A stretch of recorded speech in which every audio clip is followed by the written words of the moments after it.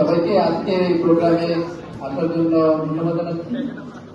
বরগুনা জেলা ছাত্র কল্যাণ পরিষদ জগন্নাথ বিশ্ববিদ্যালয় কর্তৃক আয়োজিত আজকের এই প্রোগ্রামে যারা উপস্থিত আছেন, আমি সংক্ষিপ্ত সময়ের জন্য সবার নাম বলতে পারছি না, এজন্য আন্তরিকভাবে দুঃখ প্রকাশ করছি। সকলকে শুভেচ্ছা জানাচ্ছি।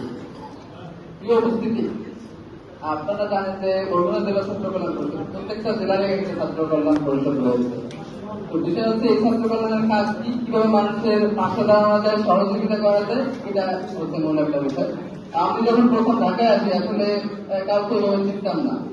এই যে মুসা ভাই দাঁড়িয়ে এখানে বসে আছেন, মুসা ভাইয়ের কাছে আমি আর নাই প্রথম আসলে উঠি এবং সেইখান থেকে বিভিন্ন জায়গায় যাওয়া।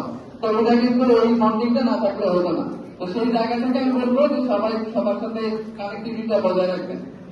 এবং আমাদের এই প্রোগ্রামে যারা আজকে সহযোগিতা করেছেন সবাইকে আন্তরিক ধন্যবাদ জানাচ্ছি।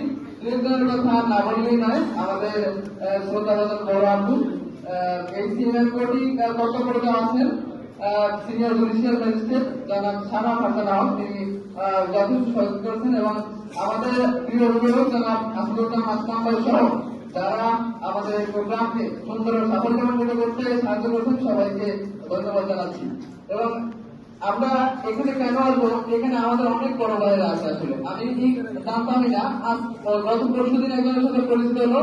আমাদের রিয়াজ ভাই আছেন বাংলার, উনি ইয়নো, এবং আরো এক বড় ভাই আছেন রবিউল ইসলাম, রবি ভাই পঞ্চগড়ের ইয়নো, এরকম আরো আছেন রনি ভাই এসপি।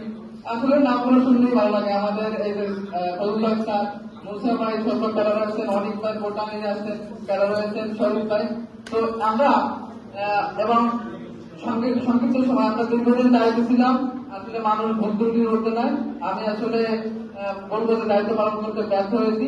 সেই বিষয়টি আন্তরিকভাবে সবাই ক্ষমার সাথে দৃষ্টি রাখবেন। আমি আবার সবার কাছে ক্ষমা যাচ্ছি এবং সবার শুভকামনা জানিয়ে এখানেই শেষ করছি। আল্লাহ হাফেজ, আসসালামু আলাইকুম। এবং এখানে